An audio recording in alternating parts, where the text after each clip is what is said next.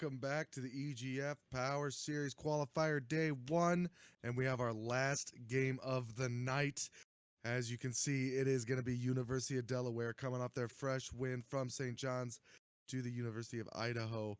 Now, we do have ourselves a bit of a matchup here that I think me and you, Worse, are predicting Delaware to win this one. Yes. Delaware looking to contest top one in the group right now. And Idaho is looking to fall to that bottom slot. So I think just out of that kind of just keeping it real, like that's kind of like the expectations going into this match. We're gonna see if Idaho can what Idaho can show us. I think they had good ideas when they were running up against Butler's let's just say they were just running at them. And so Idaho had actually good counter strats and on the fly. Like that wasn't something you prepped. That was just something you counter strat on the fly. It was just so happened that Butler Butler's players are just immortal aimers. So Yep. what are you really gonna do against that?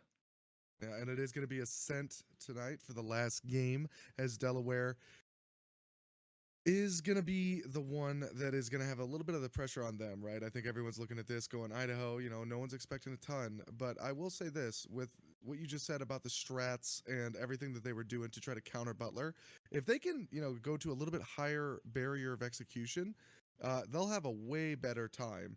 Now, I know that's easier said than done. But if the idea is there, that means that they know what to do. They just have to execute it just a little bit better. And they stole a couple rounds off of Butler not really taking them. I'd say they took them seriously, but they definitely knew that they had the aimers advantage. So this is going to be one of those games where Idaho could surprise Delaware, maybe jump out to an early lead, especially if they do something tricky on pistols.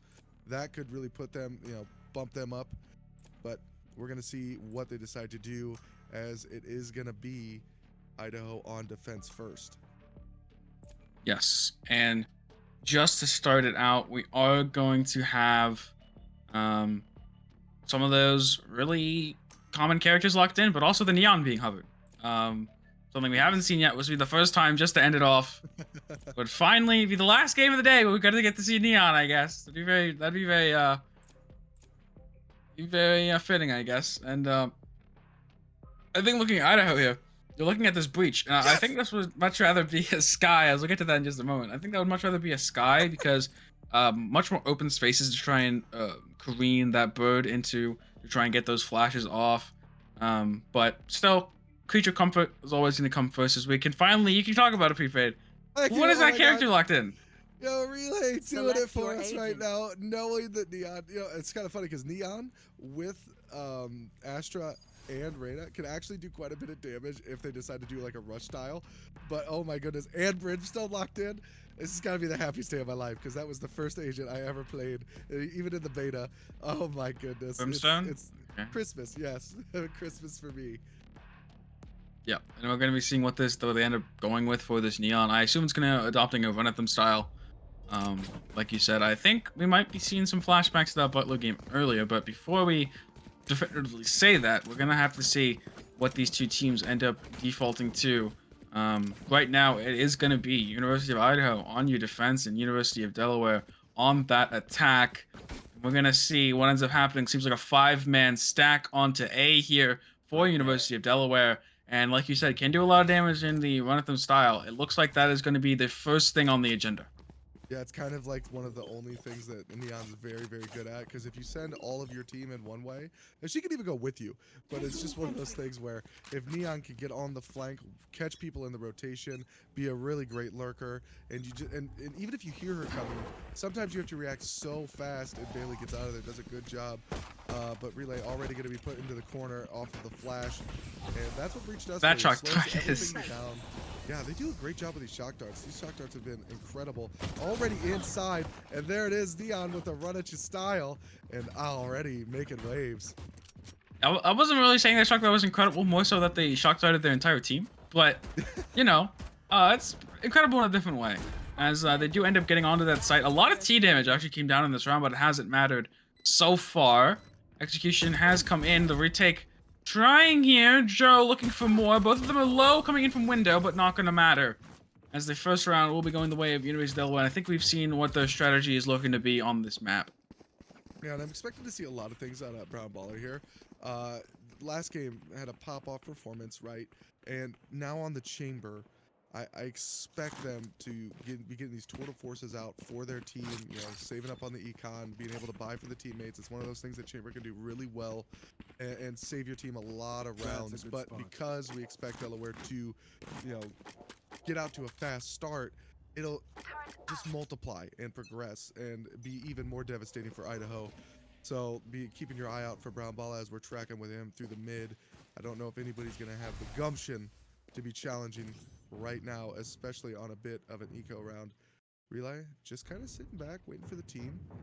Definitely rely on your teammates a lot as the Neon in order to, yeah, with these flashes and stuff to get on in there. And there's the slide coming through. It's just so much fun to have it in there. And Relay and Japster are going to jump right in and going to go ahead and just stun up the teammate. But that's great. A lot of team damage so far. And a nice spray through. Course, I mean, it's just, I know it's an eco round, but still.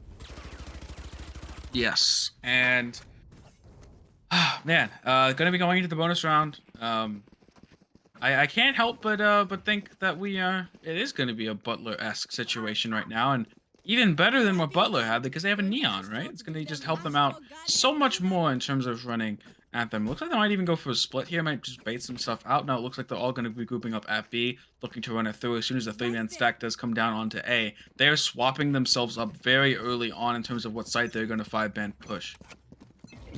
You can see the Neon already in the sprint animation, ready to jump right in there and push it out for the team, grabbing that early orb, running everything down. And I like exactly what Idaho's doing. Joe get a great spot, gonna find 3, and then Kelvin on the backside gonna help with the 4th. And it's just that's what happened to Butler. They did not respect it, and there they are getting punished. And you gotta check every angle. You can't just assume that no one's there. Yeah, you gotta put some respect. They can shoot you if you just walk at them, man. You still have to play with some level of competency. Maybe this is a wake-up call for Delaware. They're like, okay, guys, okay, we have to actually start taking like actual smart aim duels, clearing corners, clearing angles, all that kind of stuff. Because when they do that, they obviously look like a dominant force. But if they just forget everything, all the fundamentals, everything, and they just start walking at people thinking, oh, we're just gonna raw aim diff them. Well, when you set up in horrible positions, your aim doesn't mean anything. Yeah, and you know what's kind of funny is we talked about. This is really good. Absolutely. They're set up, and ooh, very nice. Are they going to be able to pressure this at all? Connor's not going to go in, but he's going to set up a bit of the utility, and it's nice for Breach. And Jay's just going to push right on through and get 2. I would say Worth. That's very, very clean play right there. And Idaho is doing a great job with these setups. I mean, this is Delaware's pick, but Idaho is making them regret it a little bit here, I think. I think I've seen more setups and trap plays come off from Idaho than other teams in this group, which is kind of sad because I feel like a lot of these teams could adapt like these trap plays, these setups that Idaho are doing, and then they can actually like execute them extremely well in terms of like the mechanical aim duels that come after. Idaho, like I said, like I don't hate like their game plans and stuff. Their game plans are good. Like they have good structure and strategy. Just like it's just the micro. The micro is very rough for them, and a lot of times when compared to like immortal players, you know. But that's going to be the majority of players when compared to immortal players aren't going to have that same micro ability. But I really do like what Idaho is pulling on here, and I hope that if they ever watch this back and they hear this, I want you to know like I am quite impressed with you guys in terms of like the strategy you guys bring out, the adaptations on the fly that you guys have been bringing out, because I don't see that from other teams that I definitely should be seeing that from. And I was actually going to say that Idaho bucked the trend as well. So the last 2 games, the bonus round did not pay off for the team that was ahead as before. You know, every other team was doing great. Now, all of a sudden, Idaho, you know, did a lot of damage in that round. That was not free for Delaware at all. It was Neon picking up 4 with the ultimate. I mean, that is what she brings for you. Kelvin going to be found out. I love this P. This is so confident from Idaho. They are just not worried about not challenging anything. Does end up biting them there a little bit, but that's just that aim that we've been talking about. Delaware's going to push through to A, and it's just going to be the jet for right now. No rotations coming through just yet. Book it. Yeah, now they're going to book it in there and relay. I just love that the Neon just gets to run in there and just do whatever she wants. That is the power, especially when the picks start coming through of the Neon. The rotations are so fast, and you got to be on the spot. And Kelvin, if we're gonna sneak around here, they don't see him coming. That's 1, and it can just keep on spraying. That's 2. Does he find another one? Not quite, but that was some pretty decent spray. Yes, and now we kind of see Delaware start to pushing as for clearing angles, layering for themselves as they're pushing in. And I gotta see, just see more of the trap plays for Idaho. I want to see more of those big brains showing off from Idaho right now because I've been impressed by it so far. I'm gonna be seeing it's mostly. I think I know why they're running the breach nowadays because breach does lend themselves to those trap plays with the concussions and with the aftershocks and all that kind of stuff that can come out. It does lend up to kind of CCing and crowd controlling people and then putting them in rough spots and then capitalizing off of which is their style has been so far and has been working out in terms of the value it's gotten is not nothing. It's definitely very noticeable. And oh, then he guys have to try to run out. Can they swing off it? Do they know the logs? Oh, they do know, but not gonna find it with the shotgun. Yeah, just a little bit too much running and gunning there as there's going to be the Killjoy ult. A nice trade back. Relay going to go down. Connor goes down immediately after. Brown Bala finds Bailey. So now it's just a lot of pressure coming down, and they are going to eventually end up killing that. So there is going to be no Killjoy ult to slow him down as Delaware gets the plan. Brown Bala knows he's coming. He can hear him coming from a mile away. And Delaware, I tell you what, they cut it close in a lot of these rounds. Thank And that was goodness. half a second off from going. Oh, that man would have died. I actually thought what they were going to do with the breach there was set up a play with Brimstone and try to concuss everyone in order to get that off. Unfortunately, they were on opposite sides of the map that time. I thought maybe that would have been a good trap play that they were trying to pull off. Yes. It's going to be... I mean, though, we're going to see like a 5-man play out B main right now off of the breach stun, actually. So if Delaware was going B main right now, this would be an amazing play. Breach stun, I believe, may have just come through. A breach flash actually just came through, and they're going to push off that. But instead, they're just going to find a crossfire up in spawn and end up going down for it. I mean, good idea, right? That's a great idea, especially knowing that you're down so much. You got to find a pick somewhere, and they just, they guessed wrong, and that does happen. Sometimes the flash gonna come in, blinded up the teammate, but they know what they got to do. They got to find some picks here. That's a good blind, but the firepower is too much. They just continue to spray. They're already dead. Yes. It's already gone, and again, but we're seeing these plays, right? When they're down in eco or down in weapons or even just down in terms of the rounds right now, they're still going for cool plays like the flash out. We're gonna 4-man push it. If there had been that similar push that we've seen from Delaware before, that could have been a catch play that gets 2, 3, or 4 maybe. So we're not just seeing Idaho just roll over and die. We're watching them try to fight back and find creative ways to keep fighting in there. Not every round is gonna have one of those creative plays because you can't always get it off, but I'm still liking what I'm seeing so far. I do think that they can go far with this kind of mentality. Oh, and a lovely flash there. Gonna be jumping out right on Exotic. Didn't see that coming. Bailey cannot dash out, but the trade was effective, and Relay is already pushing up, trying to find anybody in on the site, but realizing no one's there. Concuss is gonna find Connor. So Connor is concussed, but Kelvin there to back him up. That's a huge play, taking down Relay just before the ult comes online, and now Idaho has the advantage. Push it in onto the A site. Bomb is already down, and Savati gonna be finding the lurker in the back. So now all they know, everybody is up on top of heaven, and Jafster gonna take down Connor. Idaho slowly losing through on this advantage, and that is Joe finding another. Joe finds one more, and we do have a weak Astra. Astra is so far away. Turret's gonna go down. They gotta get on this defuse. I know you gotta look for this kill, but it's already too late. And he knows, and that's it. There's not enough time. They gotta suck on it. They gotta concuss on it. Yeah, there's no way. There's no way, unfortunately for Idaho. And he's still gonna peek it real quick. And that's gonna be it. Even gonna let it die. Safadi doing a great job to clutch up the round.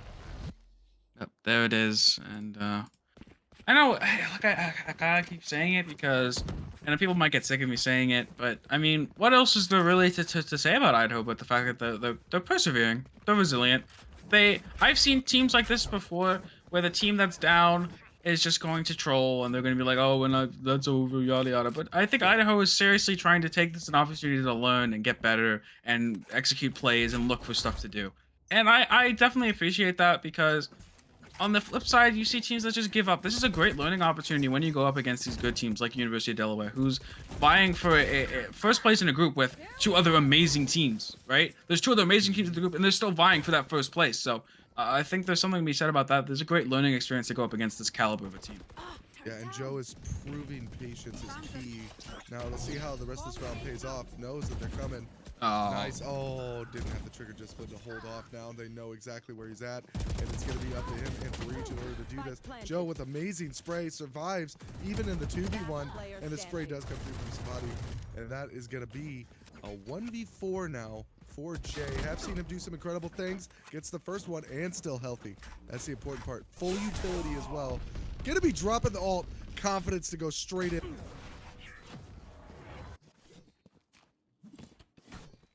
was actually a that could have potentially actually been a through the smoke, through the neon smoke, the wall smoke.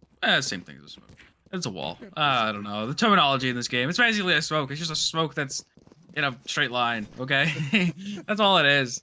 But yeah, that it's and they're gonna keep doing this over and over again, where the execute's gonna come onto a site, and the response from Delaware is typically all there. Joe was in a great spot to find that pick onto the chamber, and then kind of cause some issues later in the round. And now Connor's gonna be a thorn in their side with this Viper's Pit. They're gonna throw out the vulnerable as the drone comes in. That's gonna keep Connor alive, but ooh, not with that Silva. Silva ult is going to eventually find Jay, and Jay has to jump right out the way, still taking it down to half. So Jay is definitely out of commission for this fight as he rotates top. As we see, Bailey going to go down right there. And no, Relay is in a perfect spot, and so is Jester. Brown Ball actually picks up the kill on Connor. So now University of Idaho is in the tougher spot. Nice shot on Kelvin finding that pick, but Relay going to be picking up a triple. And Relay is playing Neon exactly how we thought he would, right up in their face. Yes, and right now we are going to be looking at the 9-1 come down, and full buy is going to come out from both sides. We're going to see what Idaho has in store for us here today. We're going to see what little fun thing they could possibly have for us, if they have one at all. They do have the Brimstone ult, so this could come out like you said before. You thought they was going to go with the concussion. Maybe that will be the case, but no, it doesn't look like it is. The breach is going to go cat, and that Brim is still sitting. I mean, he could potentially throw it all the way out through mid. They do hear the footsteps already. At least the Brimstone does. And we see Jay trying to set something up. Nice flash, but it doesn't quite catch anyone. And now they know exactly where the breach is going to be playing. Nice stun there for... And Brown Ball picking up two. Getting a double kill right there instantaneously. Kelvin going to find one on the backside while the rotations were coming through. So Kelvin and an Odin and a Dream trying to pick up the win for the team, and it's not going to come through as Exotic picks up the final kill of this round, and it's now 10-1. Yes, now 10-1 here for the side of Delaware, and this dominance should be continuing on this round. And I think I don't know quite what the what if the Idaho has guns, if they can try to make maybe a play for that second round. Be interesting to see. I think there's a little bit of some issues. I don't know if we're lagging or not, but it does seem to be a little bit of a frame drop issue. But yeah, I think Idaho's doing a great job as far as continuing, like you said, to practice their setups. And Joe has been playing a very patient game, and that's something to be admire a little bit here. Like, Joe is doing a wonderful job of keeping the team, stable when they push in. And Bailey ends up finding a kill there, so the Jet is going to be taken down. Reyna. And not quite going to be able to get him from Exotic, as Connor and Bailey both find some kills. And now the round is anyone's game, as Idaho, all they need is a couple of kills. And Brown Ball going to go in, and this judge is absolutely tearing this team up, as it's going to be swapped to the Phantom. And can it happen? No, try to run away. Connor, no, take the fight. That's all right, though. Damage was done. Connor picks up 3. Yes, if he wins this 1v1, he can say he's better than an immortal player. So it's fine. Bailey gonna be coming in here as the Vandal against the Guardian. Not the best matchup for the Guardian per se. Plant now down. How do we play around this? What's the play for Safadi? Go back site, set up the stars. It looks like that's the play. The wall actually gonna be committed here. It is last round. This does make sense. You get through here if you're Bailey. I was gonna say, if you commit ults, now's the time. Nowhere close for Bailey, so gonna have to use that gun skill. Gonna be breaking into the site. There is a chance now especially with the smoke being popped. Definitely knows exactly where it's Oh! And there it is, clutching it up, and you're right, better than an Immortal player. Let's go. Yes, and as we are heading into this now halftime here, it is going to be 2-10 for Idaho. The 1v1 does go the way of Bailey. You get to see our beautiful faces once again as we get a little bit talk about kind of how this has gone so far for Idaho in terms of Really this good. group stage so far. I'm going to be honest. If I was this group of players, I would not feel that bad about myself. No, I wouldn't be feeling bad at all, No. especially right there with the clutch up right there. Bailey pulling the team back, giving them the 2 wins. I tell you what, you get anywhere near 5 wins against a team of this caliber, you've got to be living on cloud 9, especially with the next map coming up or the next team coming up for you. St. John's, you are getting group of death, and talk Truly. about it. And Yeah. Idaho has taken maps off them. That's gotta be given I immense would have. amount of confidence. I would love to see Idaho in against other teams. In our To last see, group, right? yeah, I would have loved to see them against against teams of the last group because I think they had, but a lot of those teams were lacking, which is those trap set plays. Like I don't really care about the fragging power about some of those players, and maybe that's enough to go like bring them over the edge against a team like Idaho. But I really was just so impressed by Idaho just having these set plays that can win you rounds sometimes and have won them rounds and have done Mhm. them pretty well in rounds. And even if they can't have the duels to win it out in the end, they are putting themselves in advantageous positions that other teams definitely should have. They definitely could have and should have done so. And I think there's actually something to learn from Idaho here in a lot of Yeah. ways. If you are these higher teams you play against, it's like, oh wow, they're actually setting up these plays that we could set up. Like we can have these. We sometimes do them, but we don't do them with the level of efficiency and consistency that Idaho does. And I like that a lot from Idaho. Yeah, we're grooving and tuning right now with Idaho. I can't express how impressed I am with them. Right, I didn't notice it before, especially in our last game because of what Butler was doing. But even on their attack, when Butler was just running at them, they're setting up shotgun plays. They're setting up everything under the sun. Doing these counter. And we talked about it was the barrier of execution. They did not cross it, so they ended up losing. But just the fact that they're setting these up, and you're right, with some of these other teams that are definitely up in the upper echelon, need to start doing some of this stuff because it will pay dividends back when you start facing some of these upper tier teams equal in skill level to yourself. Those set plays are going to be very crucial. Man, Idaho, I'm just so impressed with them, honestly. And Delaware for them, this just means it puts them at the top of the table. They're up there with Butler, and that's going to be an interesting one to find out who wins that one because that will put the 1-2 in very clear. And then from then on, it's anybody's round. And honestly, just real one more quick point, Idaho, off of learning a lot of this, they're going to go off and face other teams. They may have a chance to take some games there. Yeah, and for everyone at home, we're just taking a quick break. We have some technical difficulties. We'll be getting that sorted out and right back to you guys as soon as possible. And I think something that is this kind of mirrors, and I don't always like in collegiate broadcast to bring up tier one stuff because it's very different. But X10 at Champions was a Oh yeah. big thing. Was their trap plays against teams like CSM, who their trap plays against CSM were fantastically executed, and CSM Yeah. Didn't have them on deck for X10. X10 had done their homework. They'd also just prepped very well. Their trap plays, they're trading off their trap plays, they're swinging off contact, their utility off contact. Oh my, it was so good. And I think we're kind of seeing that from Idaho here. Not to the same. I'm not saying they're X10, but I'm saying that they have these set plays, these trap plays that other teams can get caught off guard by. And if they had that mechanical ability to match Delaware's players, it would have been a sight to see because they could have actually like with the strategies they have, they could do extremely well. I have always said that even in my rank games, that it doesn't aim isn't everything, and I think we're seeing that here, especially with them taking rounds. It's about how you use your teamwork, how you use your utility, where you position. Are you catching people on rotations?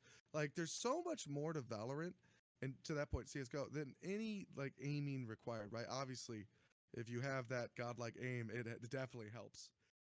The only thing that does is give you confidence to make poor decisions.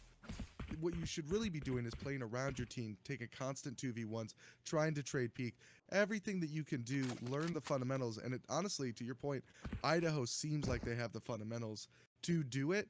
Now they just need to work on, getting more time invested in the game. Yep, get more time invested in the game. We're still having some technical issues, but we kind of want. It's been a long day. It's been a long day. We want the players to get to play. We don't want them to stop. We don't want them to get to. I mean, Safadi going crazy with the Bucky. We don't want the Shorty. We don't want them to stop that.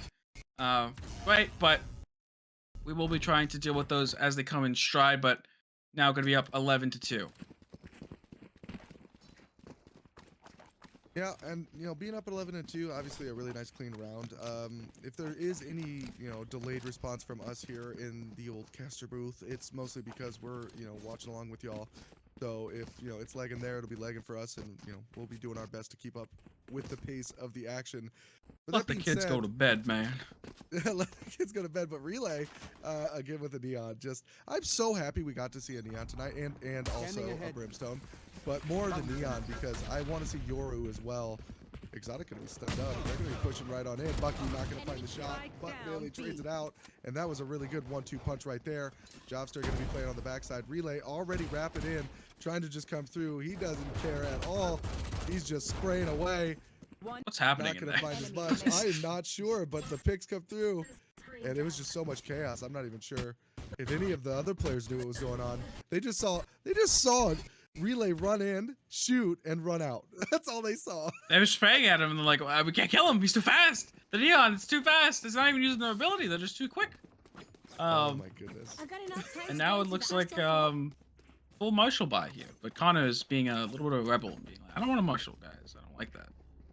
That's not my style. Connor's all about the Vandal. And I have a feeling Connor's going to bring this round with the Vandal. You ready? It's Shorties and Judges, Ghost, and 2 Guardians on the side for Delaware against a bunch of Marshals and a Vandal. Well, and a better sheriff. For Brown Bala. This has potential for Brown Bala to take over the game. I actually thought that he was actually not even going to peek there. But Jay, trading back. Uh-oh. Idaho, looking to take it slow. Maybe Delaware starts making some of the mistakes. Can't be challenging this aim, as it looks like it's going to be a 3-man peek through mid. But Relay on the rotation finds 1, finds 2, is going to use the stun, slide in, finds 3, finds 4, and in a very flashy and stylish fashion, Delaware is going to win it. Yes, and just with that, it is going to be the loss there for Idaho. But I like what they had. I like what they had going on there. I really do think that even if they go 0-2, I think it's fine. It's a double round robin. They have more time to play. They have more games to play. They have more opportunities to play against other opponents, and they'll be back later. And we're going to see more Idaho tomorrow, on this same stream, official EGF3. So, going to be great stuff. Really good stuff there. Yeah, and it's one of those things where we, been praising Idaho, been praising Delaware, Butler, and for the other group as well, Group 3, Fairfield, Canisius, Marist, and Georgetown. These teams, just fantastic. And Groups 3 and 4 will be on here tomorrow at 1 p.m. Go ahead and mark your calendar, set an alarm. You want to be here for see how these groups play out. Groups 1 and 2 will be on EGF 2 at 1 p.m. Big East League of Legends will be on the official EGF, and Big East Esports and MAC are going to be on MAAC that as well. Yeah. Are going to be on the EGF. I'm going to be on that. Are you? Very cool. I do that cast. I do that cast. Yeah, I do that cast. Big East Sports and MAC are going to be right there with Worst Cast tomorrow. And our producer, Time Delay. Yeah, and Time Delay. Thank you so much, Time, for being with us here all night. Doing a great job of doing a double stream. Everybody give him props in the chat. Same with Soph. It's so much. Working the camera. Doing a great job keeping us informed. But that has been Groups 3 and 4 for the EGF Power Series Valorant Qualifiers Day 1, Day 2, right back here tomorrow. Don't forget to see us, and we'll see you later.